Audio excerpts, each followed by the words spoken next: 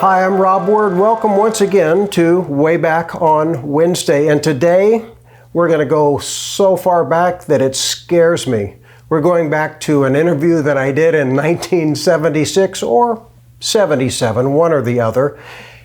And I'll be wearing some goofy looking bow tie, but today I have on a Lone Ranger tie because we're going to be talking with author David Rothel, who back 40-something years ago had just written a book, Who Was That Masked Man? The Story of the Lone Ranger. It was a wonderful book, and he had a great time putting it together. It's an interesting story how he did that. And then his next book was about the Singing Cowboys, even more interesting, about, well, I'm going to let him tell you about it. But these shows were part of a series that I did that we've used before for the Steve Allen interview, Stardom. They were Monday through Friday, 2.5-minute interviews. So I would interrupt the guest and say, time's up, we have to go, we'll see you next time. And I may leave one of those in on this. I edited them out of the Steve Allen, but with David, I thought it might be fun to actually see how we did that. So I am so fortunate not to have that time constraint anymore, and so are you. This is going to be a lot of fun. David is an interesting guy. He also wrote a book about animals, and he's going to tell us all about it. So let's get to it. Hi-yo, Silver! Here we go. Who Was That Masked Man? The Story of the Lone Ranger. It's the definitive book about the Lone Ranger, written by David Rothel. He's our guest today on Stardom. Welcome to the show, David. Thank you, Rob. How did you first get interested in the Lone Ranger? I know he's been around for a long time. He sure has. He's been around longer than I have. Oh, I got interested in the Lone Ranger when I was just a little kid. I would listen to the radio and hear his thrilling adventures 3 times a week, 7:30 on Mutual and then ABC. And, well, just like everyone else in the world, I grew up with the Lone Ranger. And a couple of years ago, I decided that I wanted to do some writing, and I just happened to have a close friend who was affiliated with the Lone Ranger for years and years and years as an actor and then director of both radio and television, Charles D. Livingston. And he and I had become close friends when he retired. And so I went to him and I said, I think I want to do some writing about the Lone Ranger, and I'm intrigued with the hero aspect, how heroes have changed since the time when I was a child. And I didn't really know what I was getting into when I started, but I became more and more fascinated with the Lone Ranger and the people involved with it, and how it developed from a little radio program out in the provinces of Detroit to a multi-million-dollar show business property. The Rather Corporation, I understand, is getting ready to do a big push on the Lone Ranger, and probably partially due to the success of your book. I would like to think so, yes. It was a nostalgia book selection, wasn't it? Yes, it was. Also a selection of the Conservative Book Club. I don't know what significance there is there, but the Conservative Book Club picked it up. Wears a white hat and rides a white horse, possibly. That may be it. But the Rather Corporation was very helpful to me as I was doing the research on the book. They, of course, hold the copyright on the Lone Ranger and are most protective of it. And it was just announced recently that they're going to produce a new feature motion picture of the Lone Ranger. And I'm very excited about it because I think the Lone Ranger is due for a revival. And I think we need a hero again. Yes, and he's a good one. And you're not an author full-time. You have another job, and you and your wife work on drug prevention? Right. I seem to have 2 or 3 jobs. Sort of as an escape from my daily work in drug education, I decided to do some writing and turned to the Lone Ranger, a hero from my youth. Found it very fascinating, and before I knew it, I was in contact with people all over the United States, finding out all of the little interesting trivia things about the Lone Ranger, and the next thing I knew, I had a book. How did that leave time for your wife and daughter while you were obsessed with the Lone Ranger? And obsessed is about the correct word, too. We managed. My wife is very understanding, and she was enthusiastic about the writing. She knew that I had wanted to do this for a very long time. And so it worked out very nicely. My daughter at one point was a little bit exasperated and wondered if I was ever going to give up the Lone Ranger and come back and be a normal father. But she soon understood, and and has been very supportive also. As a novice writer, how did you first approach a publisher? I suppose well, you remember How to Succeed in Business, where the little man follows the book step by step to become a successful businessman? That's what I did.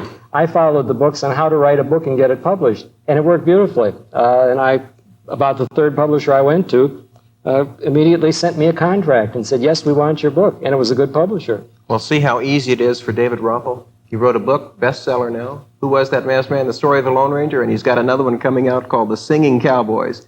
David Rothel, our guest and author on Stardom. Remember those great singing cowboys, Gene Autry, Roy Rogers, even Ken Maynard, Rex Allen? Well, there were a lot of them, and our guest today is an author of the Lone Ranger book, and he's got one coming out soon about the Singing Cowboys. I know how your interest in the Lone Ranger began, but Singing Cowboys, that seems totally divorced. That's a whole different genre than the Lone Ranger. I suppose it may seem to be, but to me it seems perfectly natural. I grew up with the Lone Ranger on radio, but every Saturday matinee I would go to the Lincoln Theater in Elyria, Ohio, and I would see Gene Autry or Roy Rogers or one of the other cowboys, singing or otherwise.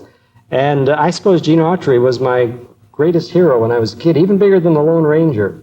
I can't quite explain that.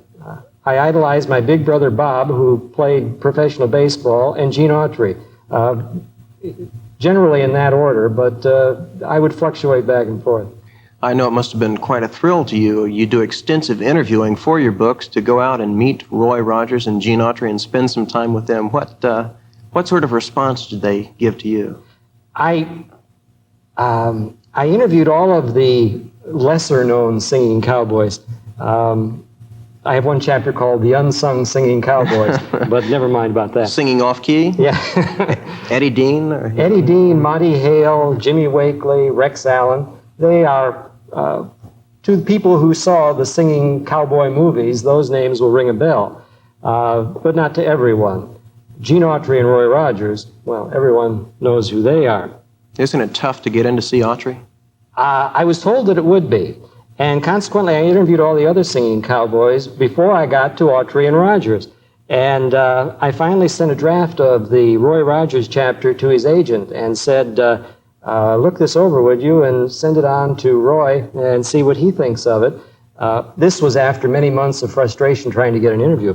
And so finally the agent called me one night all excited, and he thought my manuscript, which was just a chapter running about 150 pages, was an entire book. And he said, I think you ought to come out and talk with Roy. And I wanted to say, why I've been trying to talk to Roy now for almost a year. You were able to get through the barrier and get in to see Gene Autry. Now, that must have been quite a thrill for you. Right. I was told that it would be very difficult to get to Autry. I interviewed all the other singing cowboys, and then I used the ploy calling his secretary and saying, look, I'm writing this book on the singing cowboys. I've talked to all of the others. I want very much to get an interview with Mr. Autry. I don't want the book to go to press with interviews with all the other singing cowboys and not Gene Autry, the singing cowboy. And so it was quickly arranged. I had no difficulties at all. What was he like? What was his office, the decor? Any mementos from his early days? Yes, surprisingly. There were, well, maybe not surprisingly, but there were many items from those days. I said surprisingly because some people had told me that he didn't like to recall or reminisce about his old days as a singing cowboy, and it turned out that that wasn't true at all. Off in one corner of his huge office, there was what appeared to be a stuffed Indian. I mean, a real full-life stuffed Indian sitting in a rocking chair with a California Angels baseball cap on. Autry made no mention of it, and I was very remiss in not saying, what about that Indian over there? What position does he play? Yes. But Autry is in his late 60s now.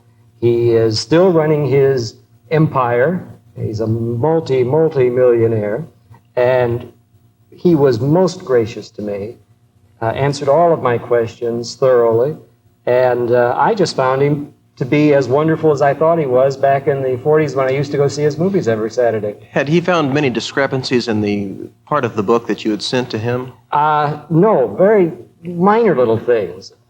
There was one other writer, however, who included information about Autry about a year ago, and Autry was sort of upset with him.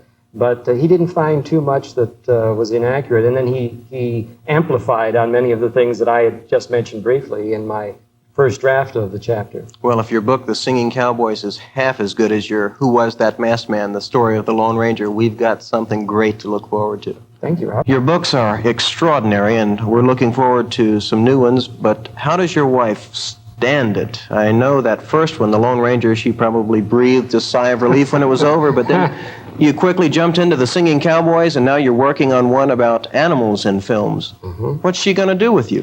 I don't know. She was beginning to get worried when I was working on the Singing Cowboy book because the house was just filled with cowboy memorabilia, and she thought I had reverted to my childhood and someday was going to go riding off on a steed and never return. But I guess she's adjusted to it all right. Now the house is filling up with animal pictures because of the book I'm researching right now on famous show business animals. I was surprised that nobody has written about the famous show business animals, Lassie and Flipper and all the rest of them, and how they were trained for the motion pictures and other work that they did. Did your wife make you put all of your mementos and memorabilia off in another room, or is it strewn throughout the house? Well, as a matter of fact, right after I finished the Lone Ranger book, she said, we've got to have more room if you're going to keep this up. And we added one whole room to the house that I now use as an office, and that room is getting very cluttered with cowboys and animals. Do you schedule yourself, like I'll work 3 hours a night or 2 hours a night on a chapter or a book? How do you do that? Yes, I do. I work almost every evening on the book, and I'm sort of able to segregate my mind from my daily work to my writing work. And see your wife. Now working in radio, too. And so working in radio and seeing your wife for 2 or 3 minutes each day. Right. Thanks for joining us today on Stardom, David Rothel. Thanks for joining us today on Way Back on Wednesday. Hope you had a good time. Those books that David wrote, they've all been reissued, so you might be able to pick some up online. Enjoy them, and I hope you enjoyed his interview. We'll see you next time on Wow, Way Back on Wednesday.